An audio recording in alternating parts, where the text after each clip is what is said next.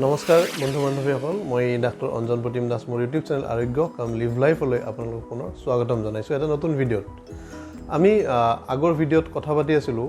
female reproductive organs বা মহিলাসকলৰ প্ৰজননাংগৰ ওপৰত আজি আকৌ এই টপিকটো আমি আগবঢ়াম এক নতুন বিষয়বস্তুৰ সৈতে আৰু হেয়া হৈছে চকলেট সিস্ট তো আমি মহিলাসকলৰ ক্ষেত্ৰত প্ৰায় শুনিবলৈ পাওঁ এই চকলেট সিস্টৰ কথা প্ৰায়ভাগ মহিলা এই চকলেট সিস্টৰ সমস্যাত ভুগে আৰু তেওঁলোকে বহু ধৰণৰ সমস্যাৰ সন্মুখীন হয় এই চকলেট সিস্টৰ কাৰণে এই চকলেট সিস্টৰ ফলত নিসন্তানো হ'ব পাৰে নেকি এহাল দম্পতি তো এই বিষয়ে আমি কথা পাতিম ভিডিঅ'টো শেষলৈকে চাই থাকক জানিবলৈ গোটেইখিনি কথা এই চকলেট সিস্টৰ ওপৰত কেনেকৈ এই চকলেট সিস্টৰ কাৰণে এহাল দম্পতি নিসন্তান হ'ব পাৰে যেটো নেকি আজিৰ সমাজৰ এক ব্যাধি হিচাপে পৰিগণিত হৈছে এই নিসন্তান চকলেট সিস্ট হয় নেকি এক কাৰণ এই নিসন্তানৰ তো ভিডিঅ'টো শেষলৈকে চাওক আৰু যদি আমাৰ চেনেলটো নতুনকৈ চাইছে সাবস্ক্ৰাইব কৰিবলৈ নাপাহৰিব সাবস্ক্ৰাইব কৰিব কাষৰ বেল আইকনটো দবাই দিব আহক পলম নকৰি আজিৰ ভিডিঅ'টো আমি আৰম্ভ কৰোঁ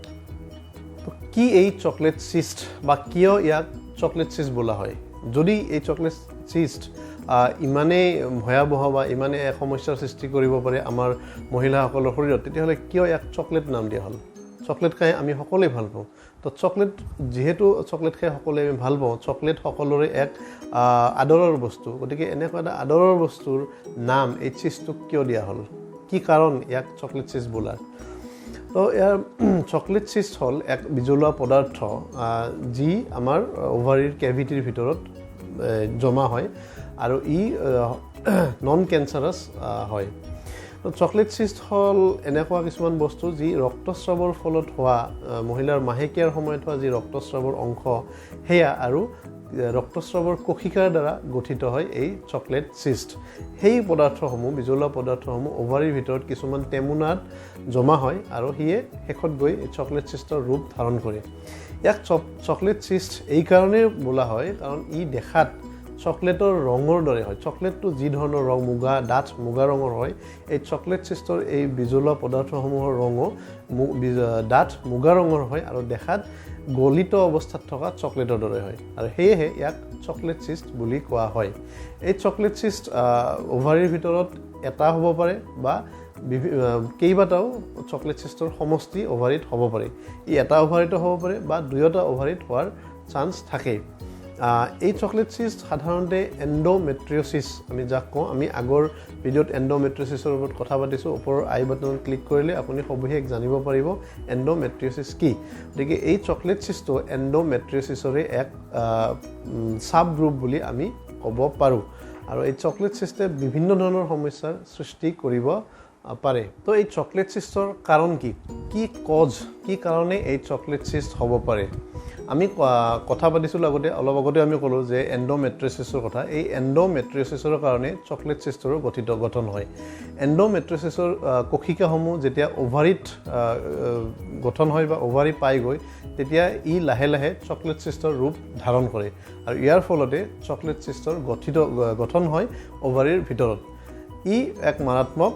ব্যাধি ৰূপে পৰিগণিত হ'ব পাৰে পিছলৈ লাহে লাহে যেতিয়া এই চকলেট সিস্ট বহুত দিনলৈ থাকি যায় ওভাৰিত আনডাইগন'জ হিচাপে তেতিয়া ই গৈ পিছত ৰাপচাৰ হ'ব পাৰে ফাটি যাব পাৰে ওভাৰিৰ ভিতৰত বা বিভিন্ন ধৰণৰ আন সমস্যাৰ সৃষ্টি কৰিব পাৰে তাৰ ভিতৰত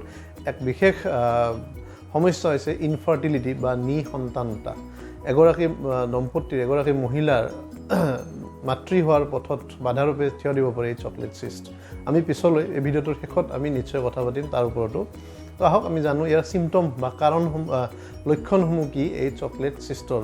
সাধাৰণতে চকলেট সিস্টৰ লক্ষণ প্ৰথম অৱস্থাত দেখা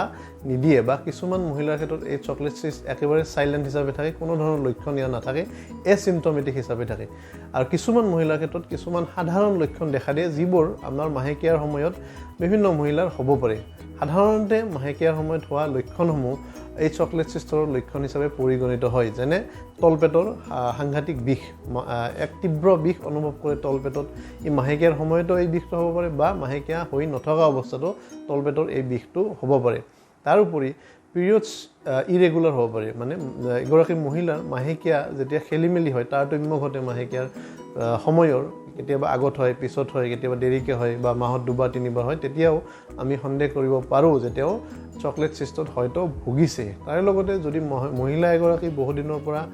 গৰ্ভধাৰণ কৰা নাই বিভিন্ন ধৰণৰ চিকিৎসা প্ৰণালীৰ দ্বাৰা বিভিন্ন ধৰণৰ চিকিৎসা কৰাৰ পিছতো বা চেষ্টা কৰি থকাৰ ফলতো বহুদিনলৈ গৰ্ভধাৰণ কৰা নাই তেতিয়াও আমি সন্দেহ কৰিব পাৰোঁ যে তেওঁ এই মহিলাগৰাকী চকলেট চিষ্টত ভুগি আছে নেকি তো এইসমূহ একেবাৰে সাধাৰণ লক্ষণ চকলেট চিষ্টৰ এনেকুৱা ধৰণৰ লক্ষণ দেখা দিলে ঘৰতে বহি নাথাকি যে মোৰ মাহেকীয়াৰ সময়ত এনেকুৱা ধৰণৰ বিষ হয় বা এনেকুৱা লক্ষণ দেখা দিয়ে বুলি বহি নাথাকি চিকিৎসকৰ কাষ নিশ্চয় চাপিব আৰু চিকিৎসকক কনচাল্ট কৰিব তেতিয়া আপোনাৰ চিকিৎসকে যেতিয়া লক্ষণসমূহ দেখিব তেওঁ যেতিয়া সাসপেক্ট কৰিব যে আপুনি হয়তো চকলেট চিষ্টত ভুগিছে তেতিয়া আল্ট্ৰাসাউণ্ড বা বিভিন্ন ধৰণৰ আন ডায়াগনষ্টিক প্ৰচিডিউৰ গ্ৰহণ কৰি সেই প্ৰথা অৱলম্বন কৰি তেওঁ তেতিয়া চিয়ৰ হ'ব পাৰিব যে আপুনি চকলেট চিষ্টত ভুগিছে নে ভোগা নাই তো এইসমূহ আমি কথা পাতিলোঁ চিমটম কাৰণ আৰু ডায়াগনষ্টিক প্ৰচিডিউৰৰ ওপৰত তো যদি এনেকুৱা ধৰণৰ চিমটমত ভুগি আছে নিশ্চয় চিকিৎসকৰ কাষ চাপক গৰ্ভধাৰণ আৰু চকলেট চিষ্টৰ মাজত কি সম্পৰ্ক থাকিব পাৰে বাৰু চকলেট চিষ্টৰ ফলত কিয় এগৰাকী মহিলা গৰ্ভধাৰণ কৰাত অলপ অসম্ভৱ হৈ পৰে বা মহিলাগৰাকী কিয় গৰ্ভধাৰণ কৰিব নোৱাৰে এই চকলেট চিষ্টৰ ফলত চকলেট চিষ্ট যিহেতু এটা ওভাৰিত উৎপন্ন হয় ই ওভাৰিৰ হেলদি টিস্যুসমূহ ধ্বংস কৰি পেলায় লাহে লাহে ওভাৰিটোৰ সকলোবোৰ হেলদি টিস্যু ই ধ্বংস কৰি পেলায় বা যদি এই ওভাৰিয়ান চিষ্ট বা চকলেট চিষ্টটো যদি ডায়াগন'জ কৰাত পলম হয় তেতিয়া ই ওভাৰিটো ৰাপচাৰ কৰিও পেলাব পাৰে বা ফাটিও পেলাব পাৰে যাৰ ফলত সমূলি ওভাৰি এটা ধ্বংস হৈ যাব আৰু ইয়াৰ ফলত যেতিয়া ইয়াক যিহেতু এটা চকলেট চিষ্ট সাধাৰণ চিকিৎসাৰ দ্বাৰা ৰিমুভ কৰা সম্ভৱ নহয় ইয়াক চাৰ্জাৰীৰ দ্বাৰা ৰিমুভ কৰিবলগীয়া হয় আৰু যাৰ ফলত ওভাৰিত কিছুমান স্কাৰ বা আঘাতপ্ৰাপ্ত হৈ পৰিব পাৰে ওভাৰিও বা আঘাতপ্ৰাপ্ত হৈ পৰে ওভাৰিটো আৰু সেয়ে তেতিয়া এই গৰ্ভধাৰণত সমস্যাৰ সৃষ্টি হয় তাৰ ফলত এগৰাকী মহিলা নিসন্তান হ'ব পাৰে ইয়াৰ উপৰিও এই চকলেট চিষ্টৰ ফলত কিছুমান হৰম'নেল তাৰতম্য ঘটে মহিলা এগৰাকীৰ যাৰ ফলত মহিলাগৰাকীৰ ওভাৰিৰ এগ উৎপন্ন কৰা যিটো ক্ষমতা ই কমি যায় বা ইমমেচিউৰ এগ উৎপন্ন কৰে এগসমূহ মেচিউৰ হ'ব নাপায় এই ওভাৰিয়ান চিষ্ট বা চকলেট চিষ্টৰ ফলত ইও এক মুখ্য কাৰণ এগৰাকী মহিলা গৰ্ভধাৰণ কৰিব নোৱাৰাৰ বা নিসন্তান হোৱাৰ ইয়াৰ উপৰি FSH যিটো হৰম'ন থাকে এই হৰম'নৰো উৎপন্ন বা এই হৰম'নৰো তেজত পৰিমাণটো বহু বেছি হৈ যায় যাৰ ফলতো এগৰাকী মহিলা নিসন্তান হ'ব পাৰে তো এয়াই কাৰণ এগৰাকী মহিলা নিসন্তান হোৱাৰ চকলেট চিষ্টৰ ফলত তো চকলেট চিষ্টক কেতিয়াও নেগলেক্ট নকৰিব যদি আপুনি গম পাইছে যে আপোনাৰ চকলেট চিষ্ট হৈছে বা এনেকুৱা ধৰণৰ চিমটমত ভুগিছে যে চকলেট চিষ্ট হ'ব পাৰে হয়তো তেতিয়া নিশ্চয় অতি সোনকালে আপোনাৰ চিকিৎসকৰ ওচৰ চাপক অভিজ্ঞ চিকিৎসকৰ ওচৰ চাপক আৰু ইয়াৰ দ্বাৰা চিকিৎসা সম্পন্ন কৰক যাতে ভৱিষ্যতে ভুগিবলগীয়া হোৱা সমস্যাসমূহ আপুনি ভুগিবলগীয়া নহয় তো আজিৰ আমি এই ভিডিঅ'টোত চকলেট চিষ্টৰ ওপৰত অলপ থুলমূলকৈ কথা পাতিলোঁ চকলেট চিষ্ট যিটো এক অতি গুৰুত্বপূৰ্ণ বিষয় আমাৰ মহিলাসকলৰ বা আজি মহিলাসকলে ভুগি থকা ৰোগ বা ব্যাধিসমূহৰ ভিতৰত এক অতি গুৰুত্বপূৰ্ণ ব্যাধি এই চকলেট চিষ্ট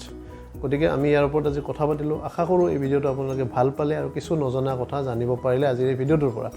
যদিহে ভাল লাগিছে নিশ্চয় লাইক কৰিব শ্বেয়াৰ কৰিব কমেণ্ট কৰিব আৰু যদি আপুনি নতুনকৈ চাইছে আমাৰ চেনেলটো তেতিয়াহ'লে ছাবস্ক্ৰাইব কৰিবলৈ নাপাহৰিব আৰু কাষৰ বেল আইকনটো নিশ্চয় দবাই দিব আজিলৈ আহোঁ নমস্কাৰ